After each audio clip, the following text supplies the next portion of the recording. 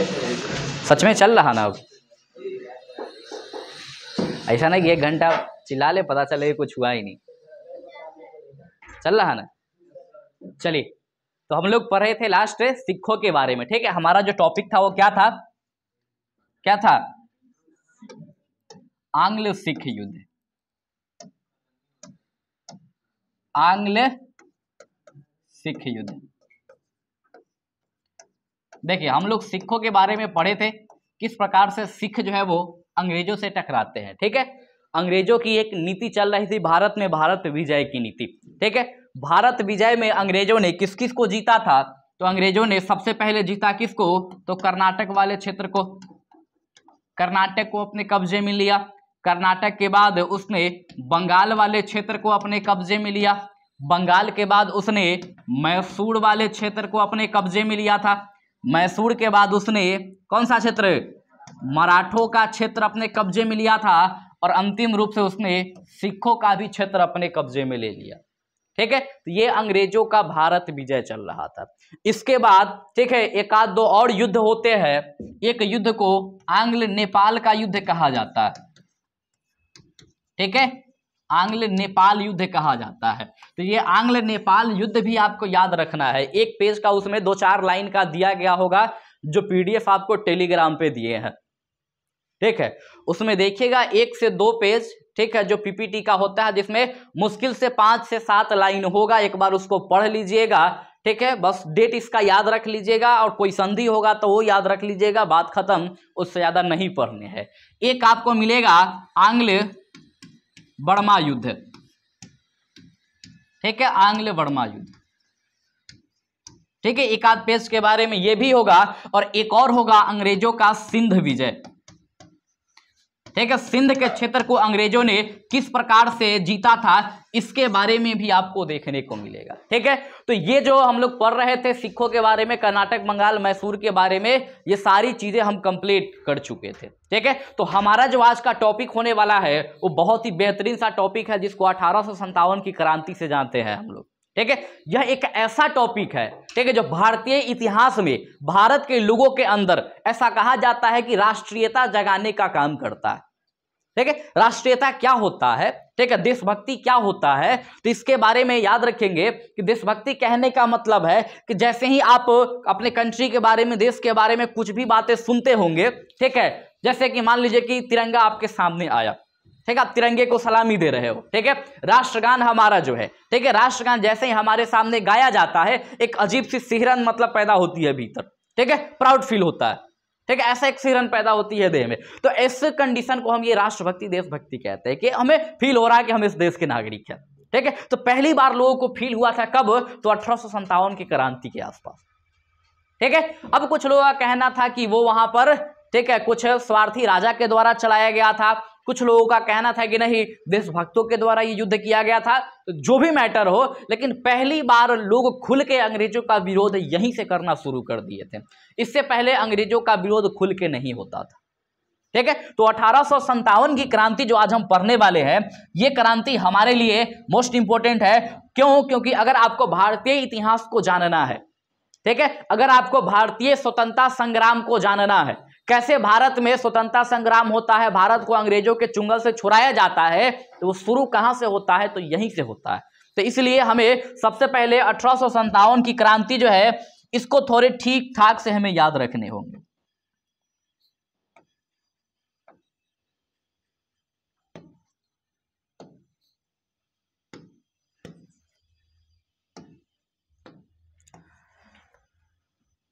चलिए, तो आइए हम बात करेंगे किसके बारे में? तो हमको बात करना है 1857 के क्रांति के बारे में।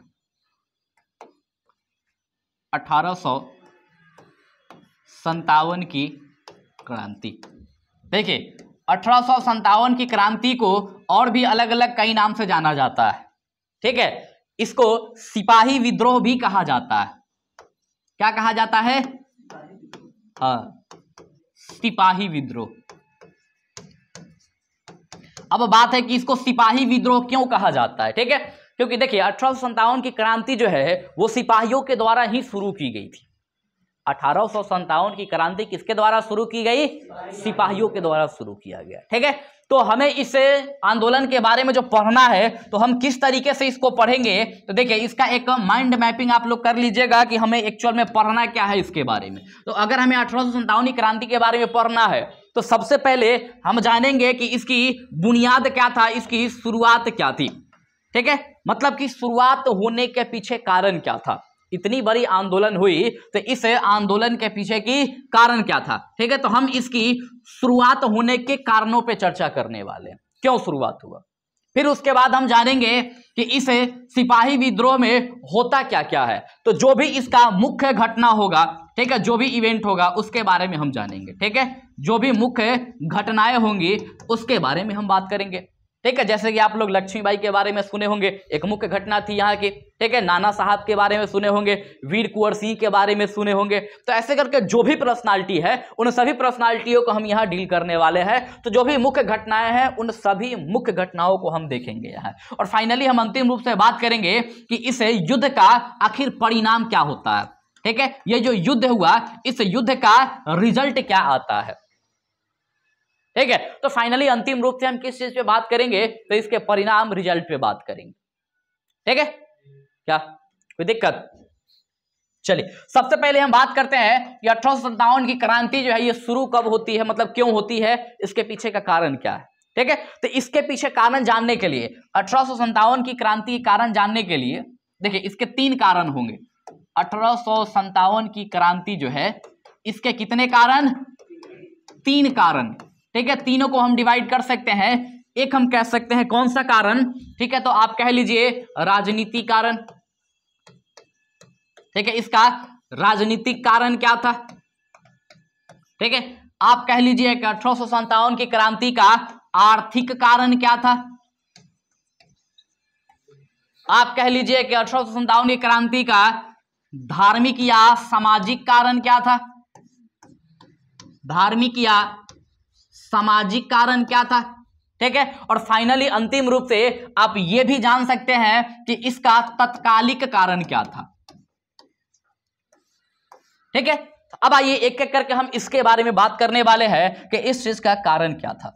ठीक है, देखिए ये सारी चीजें जो है ये आपको शायद लुसेंट में न मिले। ठीक है, शायद न मिले, क्योंकि अभी हम फैक्ट की बात नहीं कर रहे हैं, हम अभी बात कर रहे हैं इस आंदोलन के बुनियाद को समझने की। क्योंकि हमें जब स्टोरी पता होगा, जब बेस पता होगा, तो फैक्ट याद करना काफी आसान होगा।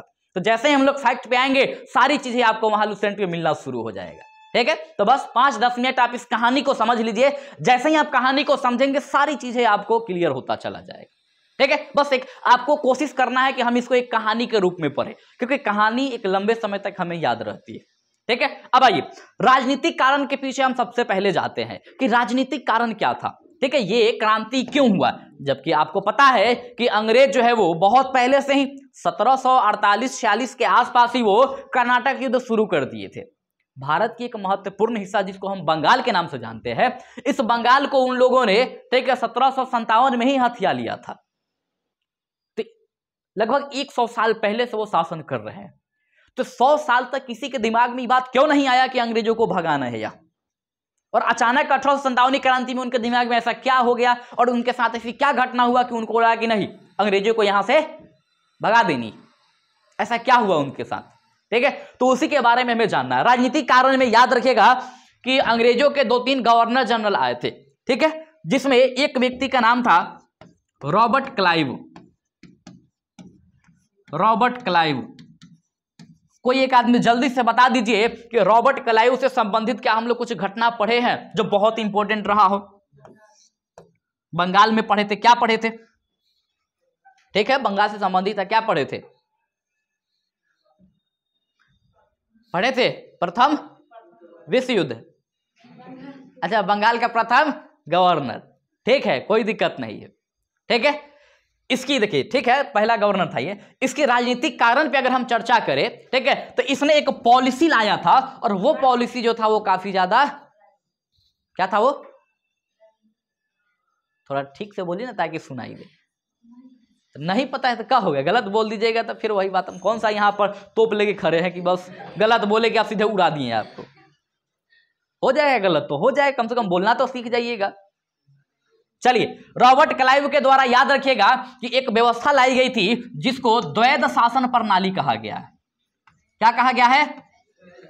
द्वैध शासन व्यवस्था कहा गया, द्वैध शासन व्यवस्था या द्वैध शासन प्रणाली। ठीक है, द्वैध शासन प्रणाली। ठीक है, यही तो नहीं आप कहना चाह रही थी? चलिए, इसका मतलब आप ईमानदार है। मेरा एक स्टूडेंट है, उसका नाम है रंजन। ठीक है, जब भी कोई क्वेश्चन पूछेगा, इतिहास गवाह है कि जब भी उससे हम कोई क्वेश्चन पूछते हैं, आज तक वो ये नहीं बोला है कि हमको नहीं पता है, और आज तक बताया भी नहीं। ठीक है, जैसे ही मतलब कि उससे कुछ पूछते हैं, ठीक है, या फिर पूरे ग्रुप से पूछते हैं, सबसे पहले कहेगा सर हाँ सर हमको पता है, करते रहेगा वो 10 मिनट तक, सर याद है लेकिन आ नहीं रहा है। जैसे हम लेके फट से हाँ सर यही तो हम कह रहे थे। ठीक है, तो ऐसे लोग भी हैं यहां पर। आइए, तो रॉबर्ट क्लाइव के बारे में हम लोग बात कर रहे थे कि रॉबर्ट क्लाइव ने द्वैध शासन प्रणाली लाया था। ये क्या लाया था? क्या ये द्वैध शासन प्रणाली? तो द्वैध शासन प्रणाली में वो क्या किया था कि कुछ क्षेत्र बंगाल के अधीन, मतलब उसका जो शासक था उसको दे दिया था, और कुछ अधिकार जो है वो अपने पास रख लिया था। मतलब बंगाल के अधिकार 2 भाग में बट गया। एक बट गया किसमें? ठीक है, एक चला गया बंगाल के नवाब के पास, और दूसरा अधिकार किसके पास? ईस्ट इंडिया कंपनी के पास, अंग्रेजों के पास। ठीक है, मतलब बंगाल पे अब शासन चल रहा है 2 तरीकों से। ठीक है, तो यही कहा गया द्वैध शासन प्रणाली। और ये शुरू कौन किया था? तो ये रॉबर्ट क्लाइव शुरू किया था। ठीक है, तो द्वैध शासन प्रणाली कुछ दिनों तक चला, तो कुछ समय के बाद जो है ना लोगों के दिमाग में ये बात आने लगी कि ये व्यक्ति जो है ईस्ट इंडिया कंपनी के जो भी अधिकारी लोग हैं, ये लोग ठीक ठाक आदमी नहीं है। क्योंकि द्वैध शासन प्रणाली से ये लोग क्या करता था कि जितना संभव हो रहा था उतना धन ये लोग लूटते जा रहा था। बंगाल का नवाब तो कुछ बोल नहीं सकता है, क्या बोलेगा? पिटा उठा के बैठल है वो। ठीक है, हम किसी का विरोध कब कर सकते हैं? जब हमारे अंदर क्षमता हो। ठीक है, और क्षमता है नहीं, हम बार बार उससे लड़ने जा रहे हैं, बार बार हमको पीट के बिठा दे रहा है, क्या ही विरोध कर लेंगे हम किसी का? ठीक है, तो जो नवाब था वो तो विरोध कर नहीं रहा था, तो जनता भी इस चीज से थोड़ी बहुत परेशान हो रही थी। और जो नवाब के खड़ खानदान के लोग थे, जिनको भविष्य में राजा बनने की इच्छा होती थी, राजकुमार अपने आप को कहलाने की इच्छा होती थी, उन लोगों को तकलीफ होता था। ठीक है, तो चोरी छुप के वो लोग अलग अलग जगह से विरोध करना शुरू करते थे। ठीक है, तो ये द्वैध शासन प्रणाली जो है ये भी एक कारण मानी जाती है किसकी? 1857 की क्रांति शुरू होने की। कब हुआ था द्वैध शासन प्रणाली? कब आया था ये द्वैध शासन प्रणाली?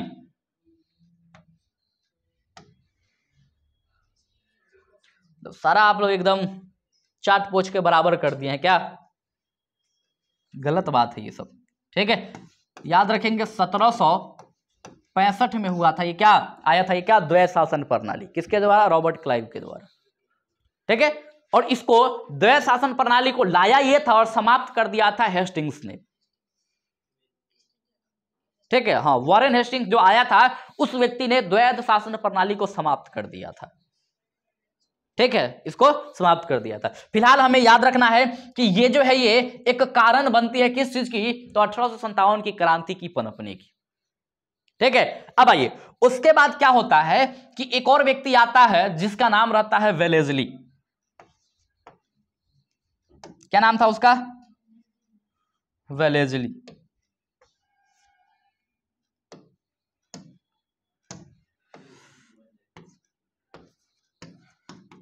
वेलेस्ली। ठीक है, वेलेस्ली का एक नीति था, ठीक है, जिसको कहते थे सहायक संधि। क्या कहते थे? क्या कहते थे? सहायक संधि। ठीक है, सहायक संधि। सहायक संधि जो है वो 1798-99 के आसपास इसको लॉन्च किया जाता है। ठीक है, और सहायक संधि के मतलब तहत पहला राज्य था वो हैदराबाद जिसने सहायक संधि को एक्सेप्ट किया था। क्वेश्चन आता है कि वो पहला राज्य कौन था जिसने सहायक संधि को एक्सेप्ट कर लिया था? कौन था वो? हैदराबाद। ठीक है, तो हैदराबाद के बारे में याद रखिएगा। बाकी ऐसी कुछ शासन व्यवस्था है, ठीक है, सहायक संधि हो गया, कर्नवालिस की जो अस्थाई बंदोबस्त हो गई, ऐसी कुछ नीति है जिसके बारे में हम पढ़ेंगे एक स्पेशल अलग क्लास में।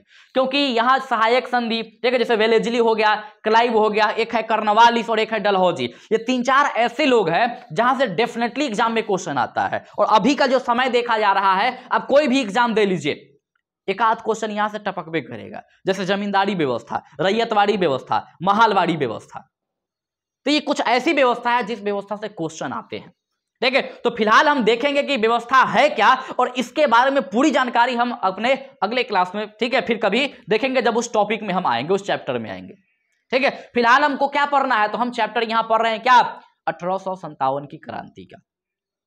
ठीक है, तो 1857 की क्रांति में आप देख रहे हैं कि कैसे कैसे ये आगे बढ़ता जाएगा। सबसे पहले क्या हुआ कि द्वैध शासन प्रणाली लागू कर दी गई, लोग इससे परेशान होना शुरू हो गए। ठीक है, उसके बाद वेलेजली आया, सहायक संधि लाया। सहायक संधि था क्या कि सहायक संधि में जैसे मान लीजिए कि दो शासक है, मान लीजिए दो शासक, एक ये और एक ये, नाम आप कुछ मान लीजिए, अल्फा बीटा गामा जो भी मानना हो। ठीक है, ये दो शासक है।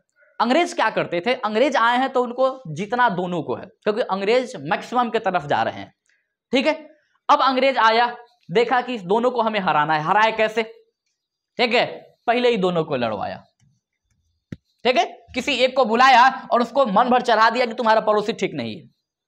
तो जाहिर सी बात है पड़ोसी किसी की ठीक नहीं होती क्या, अगर हमें ही कोई हमारे पड़ोसी के बारे में अगर कुछ बात है, ठीक कह रहे हो, वैसे ही ये है।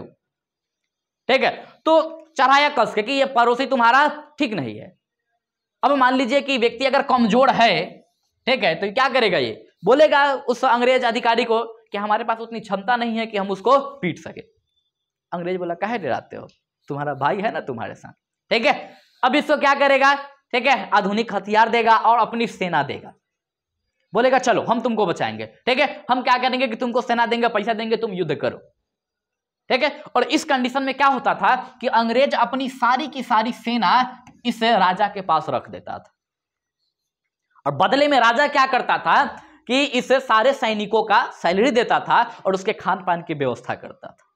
मतलब सोचिए, अंग्रेज आया बाहर से, अब उसको चिंता थी कि हम अपनी सेना को कैसे मतलब कि यहां पर रखें, क्योंकि सेना यहां रखेगा तो उसको सैलरी देना पड़ेगा, भोजन देना पड़ेगा। अंग्रेज था 420। ठीक है, बुद्धि लगाया और क्या किया कि वो भारतीय जो भी शासक थे उन्हीं के पास अपना सेना रख देता था। ठीक है, सैलरी देता था वो शासक, लेकिन सेना किसकी थी, ये अंग्रेजों की। जब कभी आवश्यकता पड़ेगा तो ये किसके लिए लड़ेगा, अंग्रेज की, लेकिन सैलरी इसको दे कौन रहा, भारत के साथ। ठीक है, तो आप देख सकते हैं कि इनकी मूर्खता किस लेवल की थी, और मूर्खता इसलिए थी क्योंकि इनको दूसरे राज्य जीतने थे, इसलिए अपनी मूर्खता कर रहे थे ये। ठीक है, इसी को कहा गया सहायक संधि। अब इससे क्या होता था कि इसको चढ़ा उड़ा के इससे युद्ध करवा देता था और इसको मरवा देता था। ठीक है, और इसका साथ देकर इसको पीटा है, तो जाहिर सी बात है कि इसकी अच्छाई क्या होगा, बुराई क्या होगा, मजबूती और कमजोरी क्या होगा, अंग्रेज को तो पता चल गया होगा। क्या, अगर आप किसी के साथ अगर रह रहे हो आप, ठीक है, अगर कोई आपका दोस्त हो तो आपको उसकी बुराई और अच्छाई दोनों पता होती है, आपको पता चल जाएगा कि इसको कैसे पीटा जा सकता है। ठीक है, तो अंग्रेजों को भी पता चल जाता था। अब जैसे ही बी खत्म हुआ, अंग्रेज आते थे और इसके साथ भी युद्ध करके इसको ईस्ट इंडिया कंपनी में मिला लेता था। प्यार से मान गया तो ठीक, अतः युद्ध करके मिला लेता था। ठीक है, इसी को कहते थे सहायक संधि। ठीक है, तो ऐसा अंग्रेज खोजते रहता था कि कौन शासक है जो भारत में पिटा रहा। जैसे मान लीजिए कि यह सब शासक लोग हैं, ठीक है, अब सबका आपस में झगड़ा होबे करेगा क्षेत्र जीतने के लिए।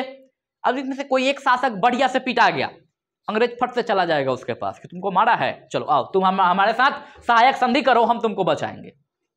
सहायक संधि के तहत उसका क्षेत्र वो ले लिया और बदले में युद्ध में झोंक दिया, युद्ध में बेचारे मर गए और बच गया, तो फिर आया तो ही मार दिया। ये चलता था सहायक संधि। तो इस सहायक संधि से जितने भी राजा रजवाड़े थे कुछ समय के बाद ये परेशान होना शुरू हो गए थे। ठीक है, जैसे इनको तकलीफ तो हो रही थी, लेकिन बोले तो बोले किससे, गलती इन्हीं की थी। क्या, जैसे मान लीजिए कि हम कोई ऐसा काम करें, ठीक है, जो काम कर तो दिए हो लेकिन बाद में हमको पछतावा हो रहा हो, और लोग हमको बहुत मना किया हो कि काम नहीं कीजिए, लेकिन फिर भी हम काम कर दिए हो।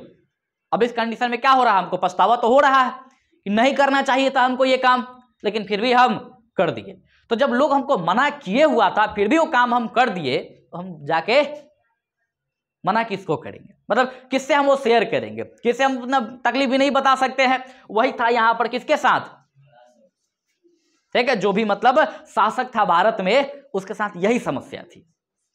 ठीक है, कि वो खुद सहायक संधि स्वीकार किया था।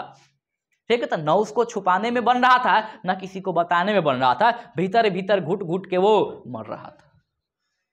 ठीक है, अब एक समय आता है जब इनको मौका मिलता है अपने भीतर की भड़ास निकालने की, ठीक है, और वो समय कौन सा है? तो 1857 की क्रांति, समझे। तो ऐसा होता है कि कोई व्यक्ति अगर बहुत दिन तक चुप रहा, आपकी सारी गलतियों को अगर मतलब बर्दाश्त कर रहा है, तो बर्दाश्त करते करते जिस दिन वो भड़केगा ना, भयंकर भड़केगा, को क्या क्या मार के फोड़ेगा पता नहीं, ठीक है। तो यहां पर ये चुपचाप बर्दाश्त कर रहा था, बर्दाश्त करते करते एक समय आएगा जब इसकी भी बर्दाश्त की सीमा पार कर जाएगी और ये अंग्रेजों के खिलाफ युद्ध करना शुरू कर देगा, ठीक है। तो ये सहायक संधि है वेलेस्ली की, और इसको एक राजनीतिक कारण के रूप में जाना जाता है, ठीक है, 1857 की, ठीक।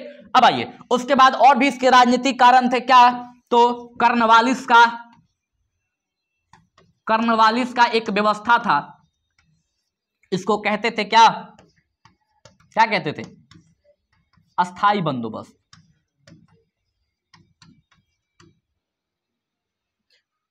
इसको आर्थिक कारण में लिखेंगे, अस्थाई बंदोबस्त को हम लोग लिखेंगे आर्थिक कारण में। यहां से हटाइए और यहां जोड़ते हैं डलहौजी की नीति, ठीक है। डलहौजी की नीति, डलहौजी की नीति था क्या? तो उसका एक नीति था हड़प नीति। यह क्वेश्चन आता है कि हड़प नीति किसने लाया था? हाँ हेलो, इधर हड़प नीति जो है वो किसने लाया था? ठीक है, तो याद रखिएगा हड़प नीति कौन लाया था? डलहौजी लाया था। और ये हड़प नीति भी जो है 1857 की क्रांति को, ठीक है, मतलब हवा देने का काम करता है। ये क्या करता है कि जितने भी उस समय पर मतलब साम्राज्य थे, बाकी सबको तो ये निपटाइए दिया था, जो एक्चुअल में बचा था, जैसे 1848 में आया था ये डलहौजी। कब आया था? हाँ, तो इसने क्या किया कि आते ही एक पॉलिसी लाया और बोला क्या कि जितने भी ऐसे राज्य है, ठीक है, जिसका कोई अपना उत्तराधिकारी नहीं हो, वो राज्य मिला लिया जाएगा ईस्ट इंडिया कंपनी में। जैसे मान लीजिए कि भारत में कई सारे राजा थे जिनके पास अपना संतान नहीं था, ठीक है। अब अपना संतान नहीं था तो इन लोगों ने पॉलिसी ला दिया कि अपना संतान नहीं हो तो आप किसी दूसरे के बच्चे को गोद लेके आप राजा नहीं बना सकते, या भतीजा को राजा नहीं बना सकते हैं, चचा को राजा नहीं बना सकते हैं। अगर आपका संतान है तभी राजा बनेगा और नहीं है तो राजा नहीं बनेगा। इसी को कहते हैं हड़प नीति, क्योंकि पूरा का पूरा भारत उस समय पर ईस्ट इंडिया कंपनी का अधीन था वो, ठीक है। तो इसने ये पॉलिसी हिला दी और पॉलिसी सबको मानना पड़ेगा, क्योंकि शासन किसकी चल रही है? अंग्रेजों की, ईस्ट इंडिया कंपनी की, ठीक है। तो ये पॉलिसी लाया गया और इस पॉलिसी से कुछ राज्य जो है वो ईस्ट इंडिया कंपनी में ले लिए गए। जैसे सबसे पहला राज्य था सतारा, महाराष्ट्र का क्षेत्र का एक राज्य है क्या? सतारा। सतारा को हासिल कर लिया गया इसी के आधार पे, क्योंकि सतारा का जो शासक थे उनके पास कोई अपना संतान नहीं था। ठीक उसी प्रकार से, ठीक है, जो ये झांसी था, ठीक है, झांसी का जो शासन व्यवस्था था उसको भी हड़प लिया गया था इसी हड़प नीति के तहत। क्यों? क्योंकि वो जो झांसी के राजा थे जिनका नाम था दामोदर राव, ठीक है, विवाह के कुछ ही समय बाद उनकी देहांत हो गई थी, मृत्यु हो गया था, ठीक है। तो उनका कोई संतान अपना था नहीं, तो एक बालक को गोद लिए थे जिसका नाम था दामोदर राव, ठीक है। वो तो चले गए, ठीक है। लक्ष्मीबाई जो थी वो, ठीक है, रानी लक्ष्मीबाई, देखिएगा उसके मतलब जो युद्ध करते रहती है, कुछ पिक्चर ऐसे आपको मिलेंगे कि पीछे एक बच्चा बांधे रहती है, वो बच्चा दामोदर राव है, ठीक है। तो उस दामोदर राव को घोषित कर दिया गया कि अगला महाराज यही होगा। लेकिन अंग्रेजों ने तो साफ साफ पॉलिसी लाया था कि अगर आपका अपना बेटा नहीं है तो वो राजा नहीं बनेगा। अब ये कहकर अंग्रेजों ने 1853 में झांसी को भी अपने कब्जे में ले लिया। अब लक्ष्मीबाई, ठीक है, तलवार निकाली, आ गई मैदान में, लड़ी युद्ध, भयंकर युद्ध लड़ी, ठीक है। एक उसका अधिकारी था अंग्रेज का, नाम था उसका ह्यूरोज, उसका आंखों में फोड़ दी थी, ठीक है, ह्यूरोज का मार के आंख फोड़ दी, ठीक है। तो डेढ़ लाइट बना दिया गया था किसको? ह्यूरोज को। चलिए, तो डलहौजी की हड़प नीति जो था एक ऐसी व्यवस्था थी, ठीक है, जो 1857 की क्रांति, मतलब आग लगी हुई है उसमें घी डालने का काम करता है। हाँ, हवा मार दिया, ठीक है, और धधक जाइए, ठीक है। तो एक लंबे समय से तैयार हो रहा था, अब जैसे ही डलहौजी आया उस चीज को और स्पीड से तैयार कर दिया। अब समय आ गया 1856-57 का, अब तो होने वाला है, ठीक है। तो ये दो चार राजनीतिक क्रांति याद रखिएगा, ठीक है। ये सारे के सारे राजनीति यानी राजाओं से संबंधित है। राजनीतिक कारण में एक और बात याद रखिएगा, ठीक है, कुछ इतिहासकार है ऐसे, पॉज कीजिए उसको, पॉज करेंगे, सेव नहीं, इधर देख के कीजिए ना महाराज।